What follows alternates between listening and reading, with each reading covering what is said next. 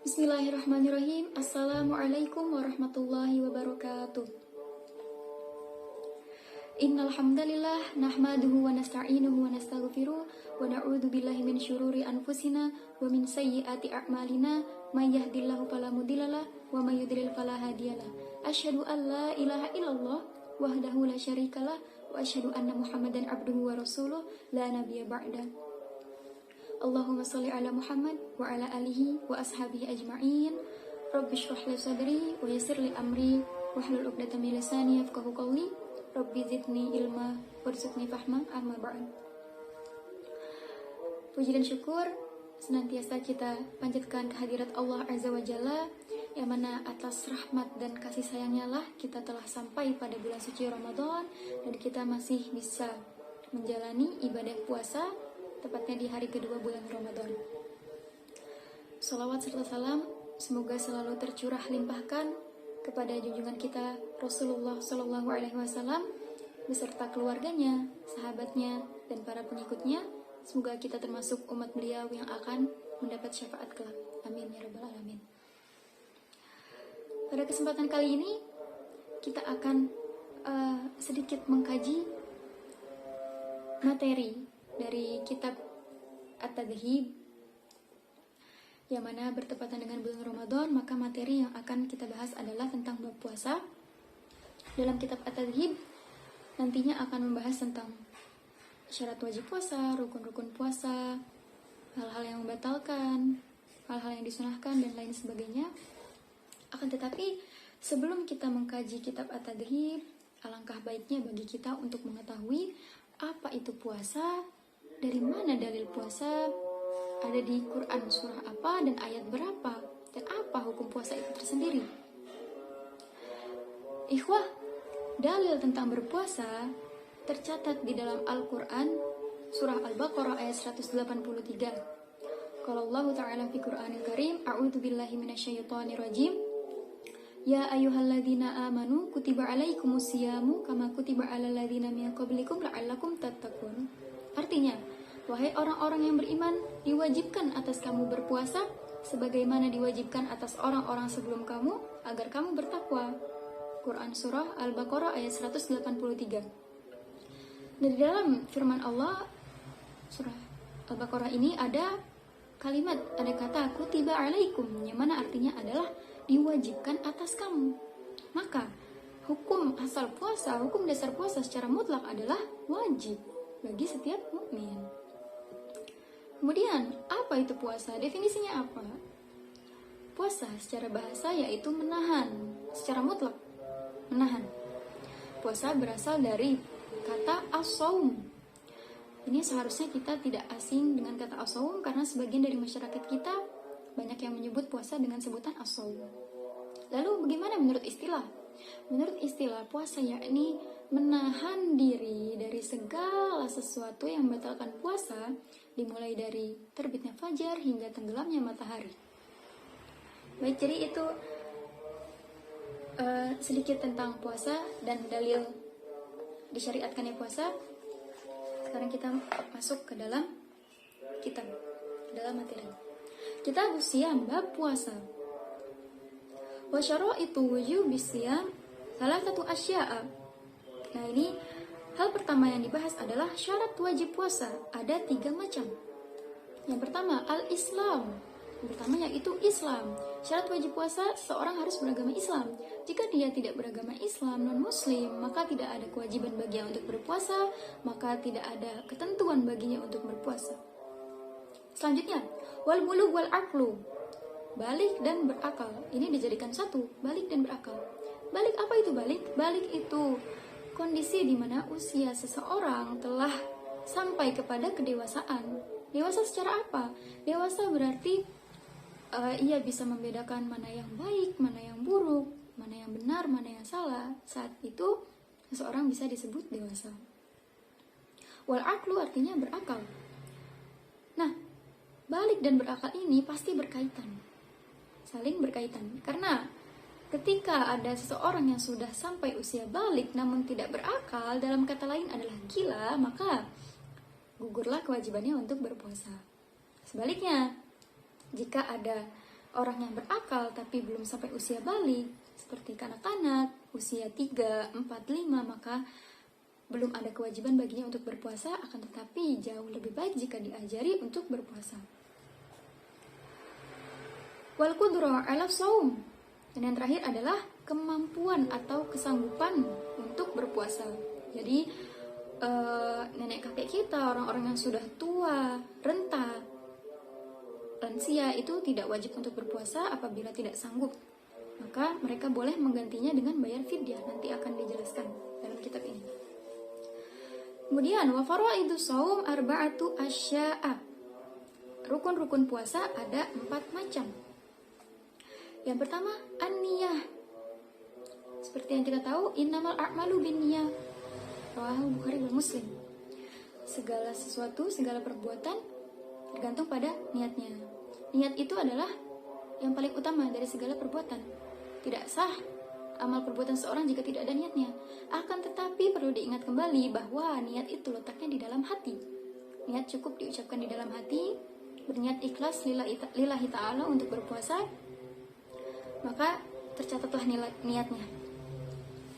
Kemudian wal imsaku 'anil akli wasyurbi wal jima'. Wal imsak itu secara bahasa artinya menahan juga.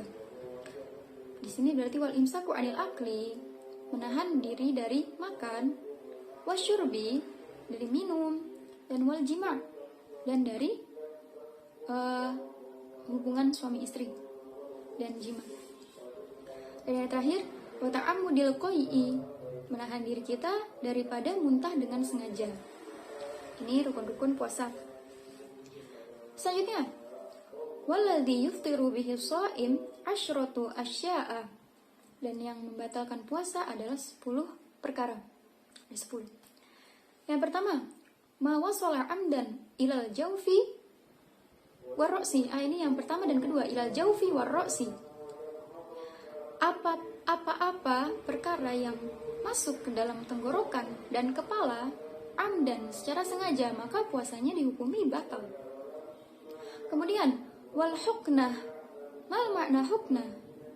Al huknah berarti menyuntikkan obat. Fi ahadis sabilaini, kepada salah satu dari 2 jalan. 2 jalan ini maksudnya kubul dan dubur. Ini juga membatalkan puasa. Kemudian al-qai'u amdan, muntah dengan sengaja, sebagaimana tadi di dalam rukun puasa. Wa ta'ammudil qai' artinya rukun puasa berarti menahan diri dari muntah dengan sengaja, dan di sini dipertegas lagi hal yang membatalkan puasa adalah muntah dengan sengaja. Selanjutnya wal wat'u amdan fil farji. Wal wat'u artinya adalah berjima atau bersetubuh. Amdan dengan sengaja, maka puasanya langsung batal seketika. Selanjutnya adalah wal inzalu an mubasyarah, keluar mani secara mubasyarah. Mubasyarah itu artinya karena bermesraan atau bercumbu, tapi tidak dengan adanya persetubuhan, namun tetap membatalkan puasa. Selanjutnya wal haid, ketika kita sedang menjalankan ibadah puasa namun tiba-tiba haid, maka wajib bagi kita untuk membatalkan puasa kita karena sudah terhitung batal. Kemudian wan nifas adalah kondisi di mana setelah seseorang melahirkan, maka biasanya akan ada darah yang keluar terhitung 30 sampai 60 hari, itu dihukumi darah nifas dan membatalkan puasa. Wal junun, gila. Sebagaimana tadi syarat wajib puasa adalah al-aqlu, berakal. Di sini yang membatalkan puasa adalah gila. Jadi jika seorang yang tadinya waras namun tiba-tiba menjadi gila, mendadak menjadi gila, maka puasanya menjadi batal. Dan yang terakhir, yang ke-10, wariddah. Riddah artinya murtad. Ketika seseorang murtad, maka hilang baginya kelayakan untuk beribadah kepada Allah Azza wa Jalla. Wa yustahabbu fi shaumi salah satu asya'a. Dan sunnah dalam berpuasa ada 3 macam. Yang pertama, ta'jilul fitri. Yang pertama adalah menyegerakan berbuka. Menyegerakan berbuka ini termasuk sunnah Rasulullah. Yang selanjutnya adalah Wa ta'khirus sahur, mengakhirkan sahur. Mengakhirkan sahur juga bagian dari sunnah Rasulullah, makanya dijadikan sunnah dalam berpuasa. Dan yang terakhir, wa tarkul hujri minal kalam, meninggalkan segala sesuatu perkataan yang buruk.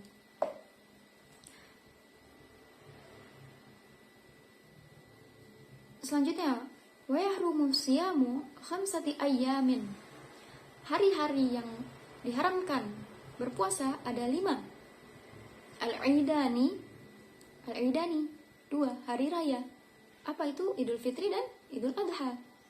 Dan wa ayyamut tasyrik as-salasa, 3 hari tasyrik, yang mana jatuh pada tanggal 11, 12, dan 13 Zulhijjah.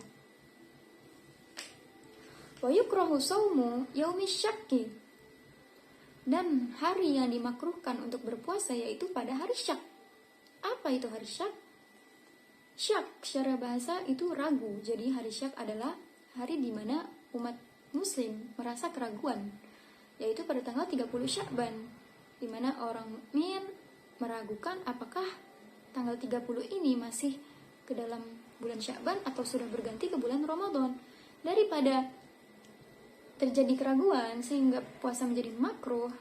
Makruh itu kan sesuatu yang dibenci, sebaiknya ditinggalkan. Maka lebih baik tidak usah. Illa ayyuwafiqu 'adatan lahu, kecuali jika diikuti oleh kebiasaan berpuasa. Kebiasaan berpuasa seperti apa? Misalnya, seseorang terbiasa puasa Senin Kamis. Sebelumnya ia puasa pada hari Senin dan puasa hari Kamis jatuh pada hari Syak. Maka tidak mengapa baginya untuk berpuasa dengan niat puasa sunnah walaupun di hari Syak. Kemudian ini adalah sudah memasuki materi tentang qada dan kafarot. Wa man wati'a fin nahari Ramadan amidan fil farji fa 'alaiha al-qada wal kafarah. Dan barang siapa yang berjima, barang siapa yang bersetubuh dengan sengaja di tengah hari bulan Ramadan, di siang hari bulan Ramadan, maka baginya diwajibkan atasnya qada dan kafarah. Apa kafarotnya? Dijelaskan di sini, wahiya itqu raqabatin mu'minatin, yaitu memerdekakan seorang budak mukmin. Lalu di zaman kita ini sudah tidak ada budak, tidak ada perbudakan. Apa yang harus dilakukan untuk menebus puasa kita yang batal? Nah, di sini diringankan oleh Allah, fa illam yajid fasyamu syahraini mutatabi'ain. Dan apabila kamu tidak mendapatkan budak ini, maka wajib atas kamu berpuasa 2 bulan berturut-turut. Dan bagaimana jika seseorang tidak mampu berpuasa 2 bulan berturut-turut? Ini Allah memberikan kemudahan lagi. Fa illam yastati fa it'amu sittina miskinan. Dan barang siapa yang tidak mampu, barang siapa yang tidak bisa berpuasa 2 bulan berturut-turut, maka wajib baginya memberi makan orang miskin, memberi makan 60 orang miskin. Likuli miskinin muddun, tiap satu dari orang miskin 1 mud. 1 mud itu seperti apa? Dijelaskan 1 mud itu sekitar 600 gram atau setara dengan cukup 2 kepal, 2 genggam tangan. Allahu a'lam. Wa man mata wa alaihi siyamun min Ramadan ut'ima anhu likulli yaumin muddun. Dan barang siapa meninggal dan baginya masih ada hutang puasa Ramadan, maka wajib bagi keluarganya menggantinya dengan cara memberi makan orang miskin atas namanya, atas nama si mayit ini, likulli yaumin muddun. Setiap hari hutang puasanya ini 1 mud. Kemudian, wasyaikhu in ajaza anis shaum yuftiru wa yut'imu an kulli yaumin muddun. Dan orang-orang tua, nah ini yang tadi seperti sebagaimana di awal, syarat wajib puasa itu kan wal qudrah 'ala shaum, memiliki kekuatan, kemampuan, kesanggupan untuk berpuasa. Ini fidyahnya, rukhsah bagi orang-orang tua. Apabila tidak dapat melakukan puasa, maka boleh ia berbuka, namun ia harus menggantinya dengan memberi makan setiap hari yang ia tinggalkan 1 mud. Ini selalu 1 mud ya. Selanjutnya, wal hamil wal murdi'u in khafata ala anfusihima aftarata wa alaihimal qada. Dan bagi wanita hamil dan yang sedang menyusui, apabila mereka khawatir terhadap diri mereka, maka baginya boleh berbuka dan baginya harus melaksanakan puasa qada, harus menggantinya. Wa in khafata ala auladihima, dan apabila mereka khawatir terhadap anak mereka, mereka sekarang khawatirnya terhadap anak-anak mereka, aftarata wa alaihimal qada wal kafarah, maka mereka boleh berbuka dan atasnya diberlakukan qada, puasa ganti, dan kafarah wal kafarah.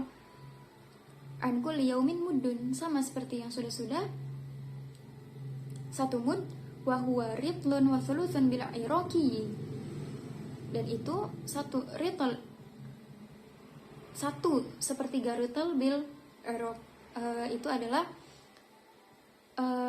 ritl Irak, jumlahnya sekitar 400 gram. Allahu a'lam. Wal marid wal musafir safarun tawilan yuftirani wa yaqdiyani, dan bagi orang yang sakit, wal musafir, apa itu musafir? Yaitu orang yang melakukan perjalanan. Wal musafiru safarun tawilan, dan orang yang melakukan perjalanan jauh, yuftirani wa yaqdiyani, mereka berdua, si marid, si yang sakit, dan si musafir boleh berbuka dan harus mengkodoknya kelak. Baik, dicukupkan materi puasa pada kesempatan kali ini. Kurang lebihnya mohon maaf. Subhanakallahumma wa bihamdika asyhadu an la ilaha illa anta astaghfiruka wa atubu ilaik. Wassalamualaikum warahmatullahi wabarakatuh.